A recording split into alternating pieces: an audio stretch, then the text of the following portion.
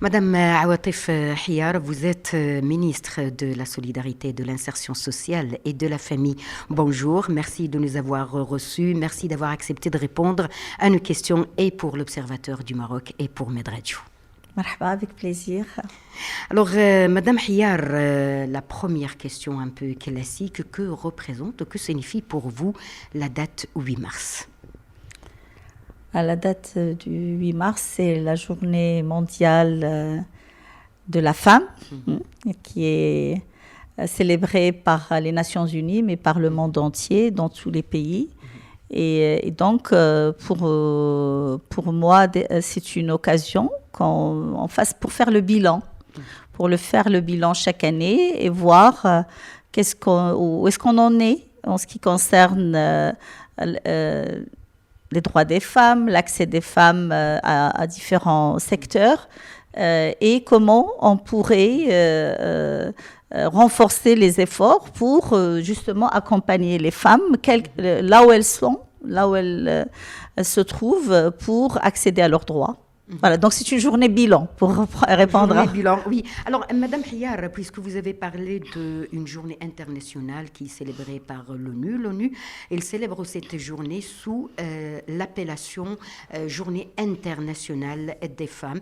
Certains pays préfèrent l'appellation Journée internationale des droits des femmes. Alors, laquelle des appellations est la plus, ou qui convient le plus au Maroc ?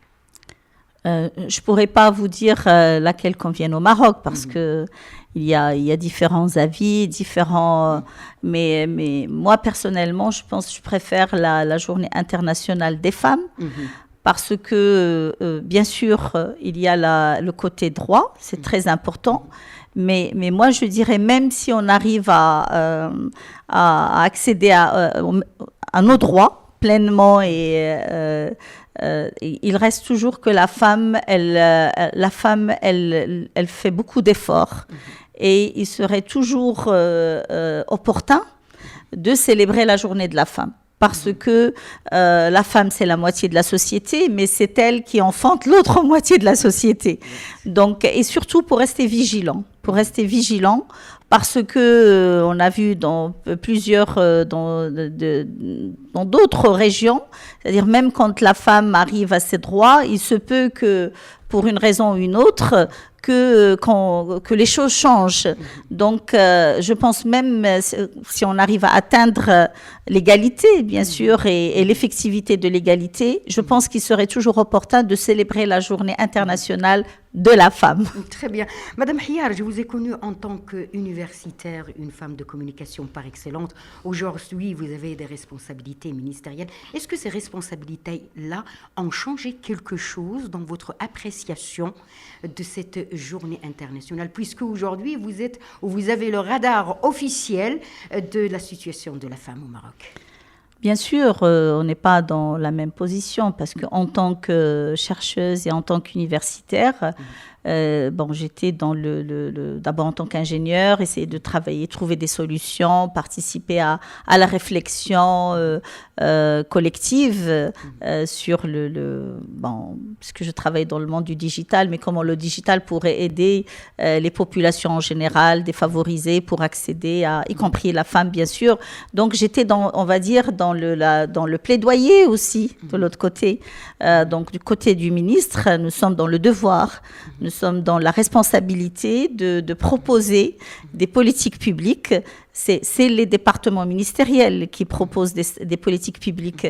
Donc, c'est notre devoir de faire l'état des lieux. C'est ce qu'on a essayé de faire l'état des lieux et avec les autres départements, bien évidemment, parce que la question de la femme concerne tous les départements ministériels et tout le gouvernement est engagé. Et dans notre pays, alhamdoulilah, grâce au leadership et à la vision de Sa Majesté le Roi Mohammed VI, que Dieu le garde, nous avons atteint énormément d'avancées significatives concernant la question des droits des femmes, mais et le gouvernement s'emploie, j'allais dire, dans tous dans l'exercice de nos fonctions, toutes et tous, tous les ministres et tout le gouvernement pour implémenter les orientations de Sa Majesté concernant l'accès des femmes à leurs droits. Mais quand on fait le bilan, on trouve qu'il y a pas mal de choses à faire et donc c'est pour ça que du côté ministre, voilà, c'est-à-dire c'est la responsabilité après le constat de mettre en place des politiques publiques et je pense qu'on aura l'occasion d'en parler. Oui. Madame la ministre, certes beaucoup de choses ont été faites, reste beaucoup de choses à faire. Quel est le problème pour vous, Madame la ministre, qui aujourd'hui appelle à urgence, ou bien qui vous considérez comme étant le plus important à traiter aujourd'hui, toujours pour la situation de la femme au Maroc? Bon, il y a eu plusieurs concertations, pour ne pas parler de mon avis, point de vue toute seule, parce que nous sommes là aussi pour écouter tous l'écosystème, tous les acteurs de la société. Et d'ailleurs, nous sommes dans une dynamique très positive après le discours de Sa Majesté du 30 juillet 2022, le discours du trône, donc dans lequel Sa Majesté nous a tous interpellés pour agir, pour accélérer l'accès des femmes à leurs droits pleinement. Et donc, suite au discours de Sa Majesté, il y a eu une dynamique très importante, une dynamique positive, très, très intéressante. Et tous les jours, on voit des réunions, des concertations. Nous avons nous-mêmes organisé pendant 2 jours des concertations avec les différents acteurs. Il y a la société civile, les partis politiques, les élus, les associations, comme j'ai dit. Donc, tout le monde contribue et c'est une très bonne chose. Et donc, lorsqu'on a fait les concertations, il y a 3 axes, on va dire, qui sont sortis comme étant des axes prioritaires. C'est d'abord un environnement favorable pour la femme, pour qu'elle puisse accéder à l'éducation. C'est fondamental. Le Maroc a fait énormément d'efforts en matière de scolarisation des enfants et des filles en particulier. Et dans le primaire, nous avons l'égalité entre les garçons et les filles. Mais malheureusement, dans le monde rural et à cause de la distance, on a une chute du pourcentage d'accès des filles à l'école, au lycée et au collège. Et donc là, il y a des efforts, le ministère de l'Éducation, c'est pour ça que la priorité du gouvernement était de mettre en place une réforme et une nouvelle stratégie de l'éducation pour permettre justement l'accès aux filles dans le monde rural. Donc ça, c'est pour moi une priorité, l'éducation, qui va nous permettre aussi de lutter contre le mariage des mineurs et permettre de garder les filles à l'école et aussi un environnement safe, c'est lutter contre les violences à l'égard des femmes, c'est l'autonomisation des femmes et aussi la famille, parce que la famille, c'est un environnement qui doit être derrière la femme pour la soutenir et donc il faut accompagner les familles. C'était à peu près les 3 axes qui étaient sortis. Bon, bien évidemment, les concertations continuent et nous collectons les avis, mais s'il y a une chose de tout cela, moi je dirais l'éducation. Madame la ministre, vous avez parlé de la violence. La violence aujourd'hui à l'encontre des femmes fait encore des victimes, du vertige aussi. Alors, qu'est-ce qui se fait aujourd'hui sur le plan des lois, des prises de mesures pour justement lutter contre ce phénomène qui vraiment qui dérange. La violence dérange aujourd'hui énormément, pas que notre société. Peut-être c'est un phénomène qui est international, mais quand même au Maroc, ça inquiète. Oui, on a plus de 57% des femmes qui ont subi une forme de violence. Donc c'est un phénomène très inquiétant. Et donc le ministère, dans le cadre de nos engagements, dans le cadre de l'appel de Marrakech 2020, présidé par Son Altesse Royale, la princesse Lalla Meriem, nous sommes engagés à mettre en place des centres d'accueil des femmes victimes de violences, parce que d'abord, il faut accompagner la femme victime de violences et après chercher les solutions. Mais lorsqu'une femme subit des violences, souvent elle n'a pas où aller, n'a personne pour la conseiller. Donc c'est pour ça que nous avons mis en place en 2022 on a signé 83 conventions et on signe encore des conventions parce qu'il y a beaucoup de demandes, notamment dans le monde rural. Donc on a signé en décembre 2022 83 conventions pour avoir au moins dans chaque province un centre d'accueil des femmes victimes de violences qui implémente les recommandations de la loi 103-13. Vous savez que nous avons la loi 103-13. Bon, elle n'est peut-être pas parfaite, mais elle est là. C'est une loi qui punit bien sûr les agresseurs et qui permet de protéger les femmes. Donc dans ces centres, nous avons la prévention, nous avons la protection. La femme est accueillie, elle a un conseiller juridique, une assistante sociale pour l'accompagner dans le circuit de prise en charge des femmes victimes de violences. Il y a des cellules dans les palais de justice, dans les tribunaux, dans les hôpitaux, chez la police, la gendarmerie, à l'école. Donc il y a des cellules, il y a tout un protocole territorial qui marche plutôt bien et que nous sommes maintenant en train, avec le ministère public, je remercie de leurs efforts, nous sommes en train de connecter à ces centres pour que lorsque on constate qu'il y a une violence à l'égard des femmes, on l'oriente vers ces centres pour qu'elles soient accueillies, conseillées et accompagnées dans le circuit de prise en charge. Donc voilà, il y a la loi, il y a les centres de prise en charge et c'est pas assez parce que j'ai parlé de protection, de prise en charge. Il y a aussi l'autonomisation, c'est-à-dire ces femmes, lorsqu'elles n'ont pas les moyens, elles sont vulnérables, il faut les accompagner pour leur autonomisation parce que c'est une façon de les sortir de la sphère de la violence. Mais il y a, en amont de tout ça, il y a la prévention. La prévention, c'est fondamental parce que ce n'est pas anormal qu'on ait 57% dans notre société. Et ce n'est pas que dans notre société, c'est un phénomène mondial, malheureusement. Donc, ce qui est important, c'est lutter contre les stéréotypes, c'est sensibiliser, c'est avoir des campagnes de sensibilisation qui soient des campagnes tout au long de l'année. Et c'est ce qu'on essaie de faire cette année. On avait lancé la campagne de lutte contre les violences à l'égard des femmes dans le digital, enfin les violences numériques, et on en parle encore. Il y a des événements qu'on va organiser liés à cette thématique. Il se trouve que cette année, le thème des Nations Unies pour le 16W, pour la conférence de la condition de la femme, aux Nations Unies, c'est sur le digital et la promotion des femmes. Donc, les violences dans le monde, on va dire, numérique, elles sont très importantes et donc on continue tout au long de l'année à sensibiliser. Il faut que chacun de nous s'approprie le sujet. On doit arrêter de faire des discours. Il faut qu'on donne l'exemple. Il faut que chacun de nous dise qu'est-ce que je fais pour protéger les femmes qui sont dans mon environnement. Si on commence comme ça, petit à petit, chacun se dise, une femme ou un homme, peu importe, chacun se dise, qu'est-ce que je fais pour protéger cette petite fille, pour protéger cette femme? Je sais que par exemple, un mari, chez moi, peut-être, je suis un peu parfois violent avec ma femme ou ma fille, ou je ne sais quoi. Je dois donner l'exemple.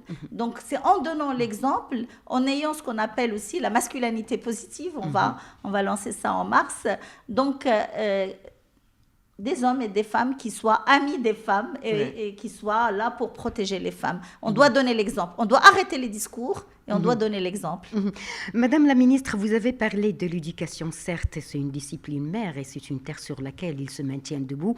Une personne vraiment qui se projette dans un avenir sain. Alors, les filles au Maroc se sont faites remarquer ils sont brillantes, les filles à l'école, les jeunes femmes aussi à l'université, surclassent même leur homologue homme. Mais malheureusement, pourquoi dans le milieu professionnel, on trouve une prédominance, si je n'ai pas utilisé le terme, domine. L'homme, il domine dans les postes de responsabilité, notamment dans les partis politiques, dans les établissements publics, dans le privé. Donc, point d'interrogation. Bon, il y a plusieurs raisons. Je peux citer trois. Il y a d'abord il y a d'abord le système de prise en charge de la petite enfance, hein, parce que quand vous l'avez dit, à l'université, on a des lauréates leur nombre dépasse le nombre de garçons. J'étais présidente à l'université, j'avais plus que 52% des filles et elles étaient dans certaines disciplines encore plus et elles étaient toujours dans les 10 premiers. Il y a toujours beaucoup de filles. Donc, ce n'est pas une question d'intelligence puisque la démonstration, elle est là. Par contre, lorsqu'elles sortent de l'université, il y a une pression de la société, une pression familiale. Bon, c'est naturel pour que la fille... Enfin, la pression n'est pas naturelle, mais c'est normal que la fille se marie, etc. Et souvent, malheureusement, le poids et la charge de la prise en charge de la petite enfance, des bébés, tombe sur la femme. C'est la femme qui assure cette fonction. Et donc, nous devons, ça c'est parmi le constat que nous avons trouvé, lorsque nous avons fait le constat, on a trouvé qu'il n'y a pas de lieu d'accueil de la petite enfance, pas assez de crèches, pas assez d'assistantes maternelles. Donc, nous avons mis en place une politique familiale dans laquelle tout le gouvernement, il pousse, donc il encourage, et il y a des financements qui ont été réservés pour augmenter le nombre des crèches, que ce soit dans les entreprises, que ce soit dans l'administration, mais aussi dans les quartiers, de proximité, à la crèche de proximité. Avec l'entraide nationale, le ministère de la Solidarité, de l'Insertion sociale et de la Famille, nous sommes en train de généraliser on s'est fixé comme objectif cette année une centaine de crèches, et donc c'est un programme que nous allons renforcer. Donc la prise en charge de la petite enfance, pas nécessairement que dans les crèches d'ailleurs, on peut même, comme levier de l'autonomisation des femmes, on peut accompagner des femmes pour qu'elles accueillent des enfants chez elles, ce qu'on appelle l'assistante maternelle. Et donc, tout le care économie, toute l'économie de la prise en charge, c'est une opportunité très importante pour libérer le temps des femmes, mais pour autonomiser les femmes aussi. Donc ça, c'est un levier très important. Bon, bien sûr, il faut donner l'exemple, que ce soit dans les partis politiques, que ce soit dans l'administration. On a vu que les mesures qui favorisent les femmes dans le processus électoral, elles ont permis à ce qu'on ait beaucoup de femmes, qui sont 90 femmes maintenant représentées dans le Parlement. Donc c'est grâce à ces mesures, on va dire, favorables à la présence des femmes dans le champ politique. Mais ça, c'est l'État, elle a fait ce qu'elle a pu pour changer ses lois et ces mesures pour que les femmes aient une représentation correcte dans le Parlement, mais on ne retrouve pas ça dans les structures politiques ou même dans l'administration. Il y a des lois, notamment dans les entreprises cotées en bourse, pour aller vers 30% et après vers 40%. Donc il faut qu'on donne l'exemple. Voilà, il faut donner l'exemple, il faut que, comme j'ai dit tout à l'heure, que chacun de nous se dise qu'est-ce que je fais pour, quand j'ai des opportunités, est-ce que je favorise des femmes? Parce qu'il faut favoriser la femme. C'est pas honteux de le dire. Moi, vous m'avez peut-être pas posé la question, mais moi, je suis pour la discrimination positive. Exactement. Je suis pour la discrimination positive. Pour encourager les femmes. Parce qu'on a un retard au niveau de l'accès des femmes aux postes de responsabilité, à l'activité économique, etc. Donc, quand il y a l'opportunité, il faut favoriser les femmes. Bien sûr, à compétences égales, etc. C'est important. Parce qu'on a négligé ce côté-là il y a plusieurs années. Et donc maintenant, c'est tout simplement une question de justice. Donc il faut encourager les femmes. Bien sûr, lorsqu'il y aura plus de femmes que d'hommes, il faut encourager les hommes. Il faut qu'on garde l'équilibre. Une société... Passer à l'inverse. Oui, non, il faut qu'on garde l'équilibre. C'est-à-dire qu'il y ait la possibilité aux femmes et aux hommes d'accéder à tous les postes. Mais actuellement, le problème ne se pose pas pour les hommes. Il ne faut pas raconter... Justement, Madame la Ministre... Parce que, oui, l'égalité, vous parlez beaucoup de femmes, mais les chiffres sont là. Les chiffres, c'est 20% de taux d'activité des femmes. Même quand les femmes sont instruites, etc., elles n'ont pas la possibilité, pour les raisons que nous avons avons signalées, soit que quand elles se présentent, elles ne sont pas favorisées. Donc, moi, je pense qu'il faut aller vers les discriminations. Ça, c'est mon point de vue. Mais après, je ne suis pas la seule à décider. Il y a tous les acteurs de la société, bien sûr. Et nous avons, au niveau du gouvernement, nous travaillons sur le PGO3, le plan gouvernemental numéro 3, qui va faire partie du projet qui sera présenté à la Commission nationale pour l'égalité des sexes et l'autonomisation. Il y a plusieurs acteurs et on va travailler ensemble pour décider des mesures prioritaires à prendre pour faire avancer la situation des femmes au Maroc et répondre au souhait de Sa Majesté, aux orientations de Sa Majesté, pour que la femme accède à tous les secteurs dans les mêmes, on va dire, avec les mêmes chances, c'est l'égalité des chances, avec les mêmes chances que pour les hommes. Vous êtes parmi la minorité qui ont accédé au poste de ministre femme. Je me rappelle bien, en 2016, il y avait une femme. Aujourd'hui, nous comptons 6. Ce n'est pas encore assez donc pour parler de la parité. Donc, est-ce que, Madame la ministre, il y a une recette un peu magique qui vous a permis un petit peu de briser le plafond en verre et voilà, et de dire, voilà, aujourd'hui, oui, j'ai tout le courage. On ne va pas parler des compétences, hacham adlah, mais le courage n'a pas manqué à Madame la ministre pour dire oui, je vais être dans ce poste de responsabilité. Bon, d'abord, ce n'est pas une histoire de compétences, parce qu'on a vu que les femmes... On ne va pas le discuter, on va parler de courage. Voilà. Et moi, je pense que c'est une... oui, effectivement, il faut briser, c'est le mot. Ouais. Il faut briser ce plafond de glace, on va dire, de verre. Et c'est une question de leadership. C'est une question de leadership. Il faut former nos petites filles dès le jeune âge, à avoir confiance en elles, à les accompagner pour qu'elles puissent acquérir des compétences de leadership, de confiance en soi. C'est très important. C'est une question plus de soft skills que de hard skills. Les hard skills, c'est tout ce qui est connaissance, bien sûr, scientifique, etc. Mais les soft skills, c'est la confiance en soi, c'est la capacité à faire face. C'est des valeurs intrinsèques. C'est des valeurs, intrinsèques et cultivées. Intrinsèques, bon, certes, il y a certainement des choses innées qu'on a en nous, mais c'est une question aussi de formation et ce sont des compétences qu'on peut acquérir. Dans plusieurs pays, il y a des programmes de leadership et qui sont, mais l'important, c'est que ces programmes soient dispensés très jeunes, aux filles dès le jeune âge, aux filles et aux garçons d'ailleurs, mais aux filles très jeunes, parce que les premières années, les 6 premières années, d'après les spécialistes, c'est les années où notre schéma, on va dire, psychologique, il est plus ou moins construit et c'est là où il faut donner confiance. Il ne faut pas que dans une famille, qu'on dise à la petite fille, non, tu n'as pas le droit, non, tu ne parles pas, non, bien sûr dans le respect, parce que il faut apprendre à communiquer d'une façon civilisée, d'ailleurs entre les adultes et même avec les enfants, mais il faut écouter les enfants, il faut les laisser s'exprimer, et les petites filles surtout, il faut les laisser parler, s'exprimer, et les petits garçons, mais nous on parle maintenant des petites filles, donc c'est une question d'éducation au leadership dès le jeune âge.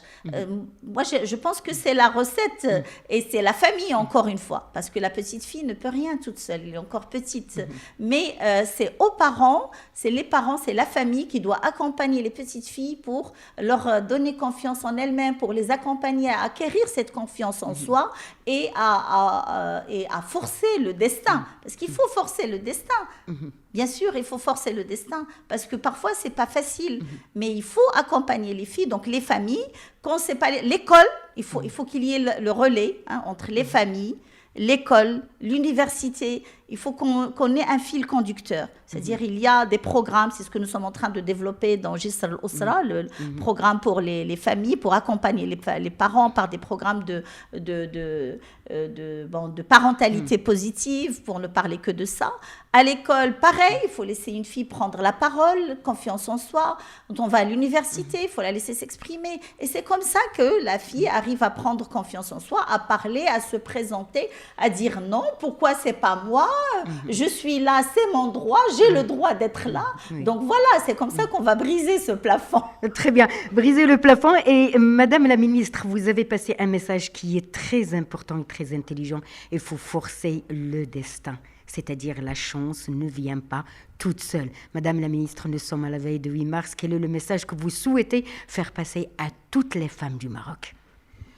Je vais dire que les femmes du Maroc, alhamdoulilah, nous avons une chance extraordinaire.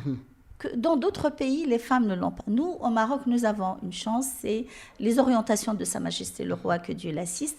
Il encourage les femmes, il pousse tout le monde à promouvoir les droits des femmes. Donc ça, c'est une chance. Maintenant, c'est à nous de la saisir, encore une fois. Donc c'est à nous de la saisir aussi. Et pour celles qui sont adultes, donc bien sûr, être téméraire, être combattante, ne pas baisser les bras, mais surtout donner la main à une petite fille, tendre la main à une petite fille. Nous avons toutes été accompagnées par nos parents, pour mon cas par mes parents, mais aussi par mes profs. J'ai eu des profs femmes et hommes qui m'ont encouragée, qui m'ont accompagnée. Donc c'est le mentorat. Si on peut avoir la moitié de la société, enfin en tout cas des femmes qui soient des mentors pour les petites filles, soit à l'école, soit dans le lycée, soit au collège, que chacune de nous soit mentor pour une petite fille, pour l'accompagner, pour l'aider, pour lui expliquer, pour la rassurer. Combien de fois, moi, j'avais trouvé ma satisfaction auprès de profs qui m'ont écouté, qui m'ont rassurée. Des profs d'ailleurs, femmes et hommes, pour être honnête. Donc, c'est ça. Soyons des mentors pour nos petites filles, pour qu'elles puissent prendre confiance en elles et s'épanouir. Madame Awatif Hiyar, je rappelle que vous êtes ministre de la Solidarité, de l'Insertion sociale et de la famille. Merci encore une fois d'avoir accepté de répondre à nos questions. Avec plaisir, merci. Merci beaucoup, c'est très gentil.